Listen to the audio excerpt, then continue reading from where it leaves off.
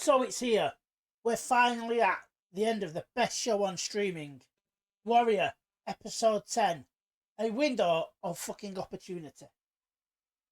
And so, did it stick the landing? Was everything resolved? Or more importantly, have they set up for a hoped for season 4? I think you can look at it both ways. So let's do the usual and crack on. Now it opens up with Maya Ling revisiting an old friend.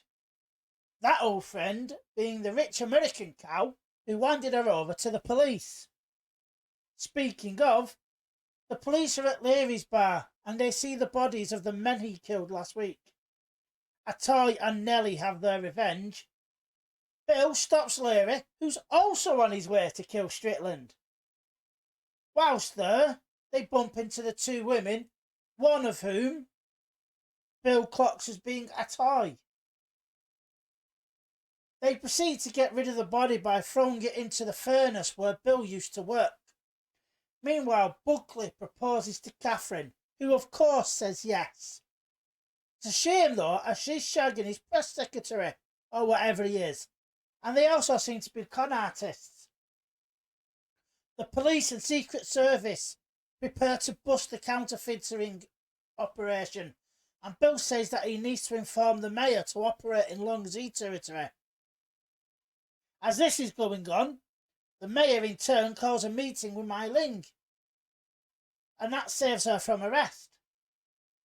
Now the prints are recovered, and as I said last week, will it just be a happy coincidence if Happy Jack's old mob are there at the same time?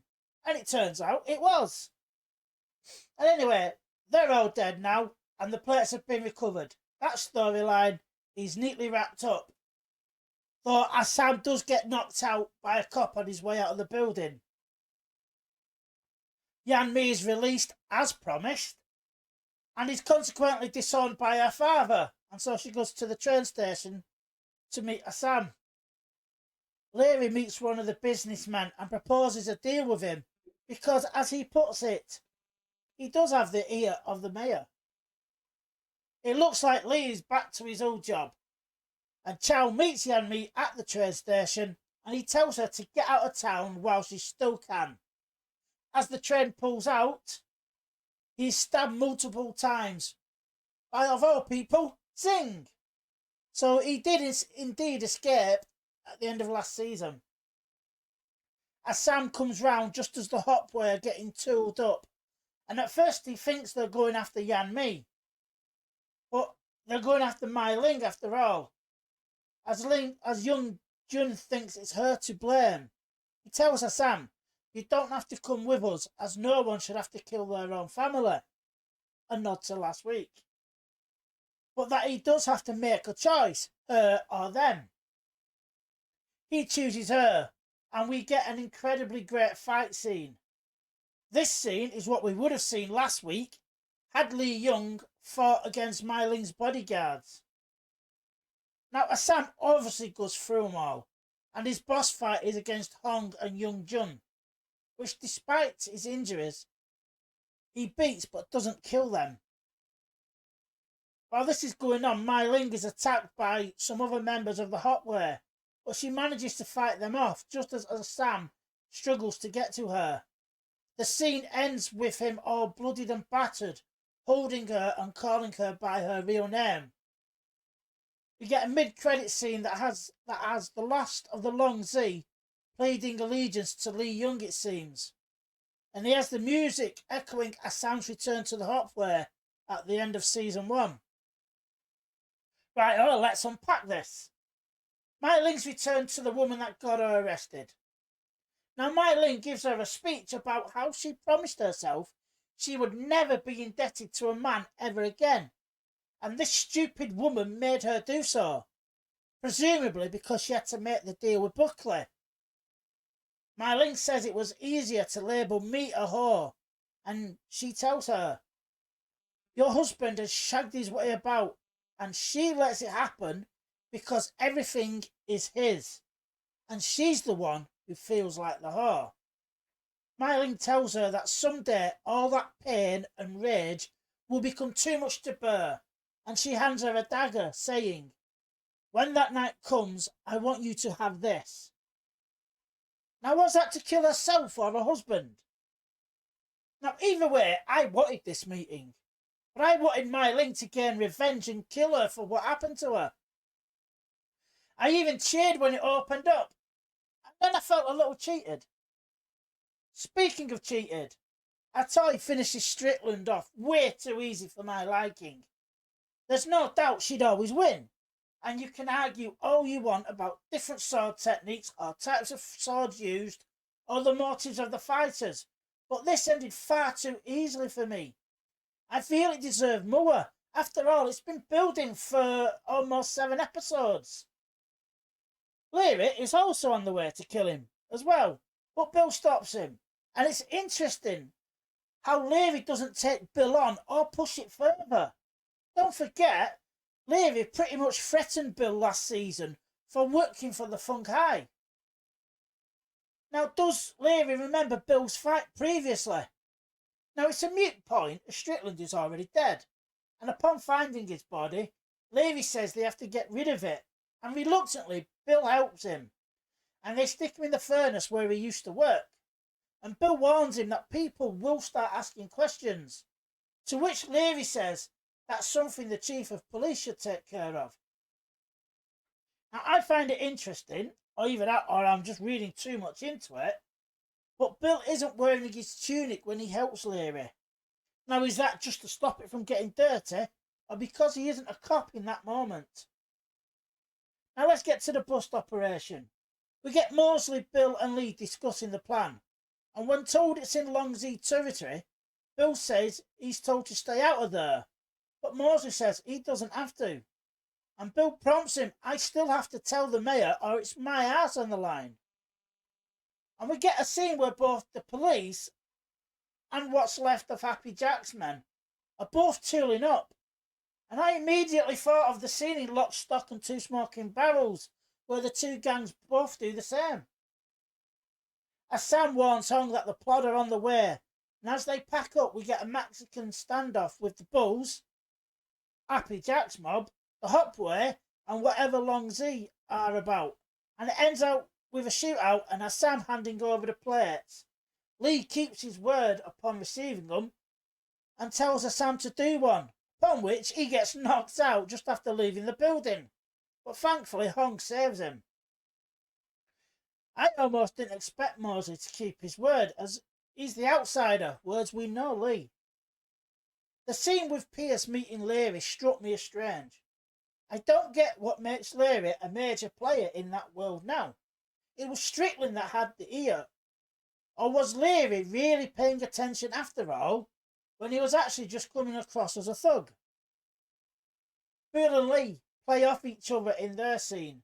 The realisation of Bill's position isn't lost on him. As he said, the higher up he rises, the deeper the shit he has to wade through. I enjoyed this scene. These two are always great to watch, and they bounce off each other naturally. Now, going forward, if we were to get a season 4, at what point does Buckley come under suspicion? Lee has a bee in his bonnet, I think, when he asked why they couldn't go into Longzhi territory. As Sam awakens hours later, and at first thinks they're going after Yan Mi, until Young Jun says no, they're going after Mai Ling. Now, Young Jun says the same as I said last week. She's now in a weakened position, and Young Jun is going to take her out. On being told this, as Sam drops his coat and attempts to leave. Now, the fight we get is awesome. He's backed into a room. He takes off his shirt, drops into a stance, and beckons them on with a smile. It is a joy to watch, as he goes up against most of the Hopway, including later on Hong and Young Jun.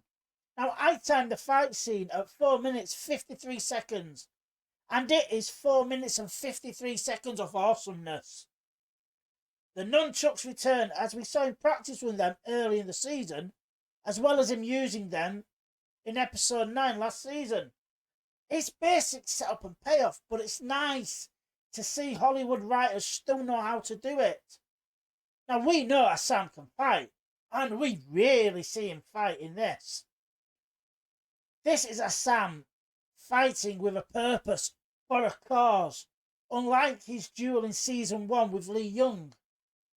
It's some of the best choreographed TV there is. And I know I say this all the time regarding this show, but it's true. As Sam goes through them all, and his boss fight is against Hong and Young Jun. And we've been building towards the Young Jun Assam fight all season. And don't get me wrong, Assam doesn't get things all his own way. He gets stabbed by Young Jun. He suffers great damage. And yet he isn't trying to kill them, whilst they are trying to kill him. And let's be honest, he could very easily do just that. As soon as Hong loses his chain, it's over. He tries fighting him, but it's just not happening. And that inch punch, oh, I love that inch punch. The fight ends with Assam knocking out Young Jun, and he staggers off to save his sister. I also want to mention I enjoyed the short top-down fight point of view we got, which we also saw, in John Wick 4. Mai Ling gets her own set piece as a group of Hotway attacks her compound and kills the few men she has left. Once again, the show gives us a very good scene. And not only that, but we know she can't fight, and it doesn't insult us with any unrealistic girl boss scene. She isn't going to be able to fight them, but she does have a pistol, and she takes a few of them out with it. When one of them does manage to close on her, he throws her into a pillar and proceeds to drown her. Thankfully, she has a knife and she uses it to great effect. And then it cuts to Assam entering. And for a moment, I thought she was dead. I thought, shit, is this a series finale? He's on the cusp of death. She looks dead. What a way that would be to end the show. But she is alive, although she's confused and scared, and she doesn't grasp Assam's intentions at first, waving the knife at him in defence. And it wasn't until he kept repeating her real name that they embraced. So maybe Mai Ling is dead after all. And then credits. But wait, we get Lee Young cameo that I mentioned. So providing there are more seasons, what a story we will get going forward. Bill knows Atoy is the murderer of both Strickland and the dead people from the last 2 seasons. What does he do with that? Okay, Strickland's body has been burnt to ash, but does he pull her for the murders or tell her to back off? There's a small chance she's finished with that life anyway, so will he let sleeping dogs lie? Is Chow dead? Well, the first rule of Hollywood is if they don't die on screen, they aren't dead, until it's confirmed at least. Hopefully he's not, but what's going to be his story going forward if he is alive? At the very least, he's going to have to work with Lee Young, and Singh is definitely going after him next. And that's a showdown I'm very much looking forward to. Is Lee Young now the head of the Long Z, or is he going to lead a different Nutong? We know Mai Ling is a healer. She saved Atoy's life. So it's perfectly possible she can nurse her brother back to health. But then what? Would Singh go after her? There's no real reason to, is there? Where does Assam and his sister go now? No matter what, they'd have to evade Chinatown for a bit. At least until he's healed, and to take stock and regroup. Will it be the Hotway or Lee Young as their main enemy? Could they work together against the Hotway? The Hotway would need to import someone as their new fighter, as they have no one to match Assam, and the show needs that foil. With all that set up, it can't be concluded in 10 episodes, can it? On a minor point, I don't care for the con artist going after Buckley. For me, it's a crap storyline, and while it may seem someone is finally getting one over on Buckley, we know he can't lose. And what's more, it's in danger of making him at least a little bit of a sympathetic character. And when he does win, we'll possibly be happy for him. I was wrong about Yan Mi being killed, and I'm glad for it. Someone deserves a happy-ish ending. So that's a great ending to a great show. I really hope HBO knows what they have here. I've said it many times, but this should be their flagship show. Be remembered for this, not crap like Velma or Santa Inc. Join me next week for my review of Ahsoka. That's all for now. Ta-da.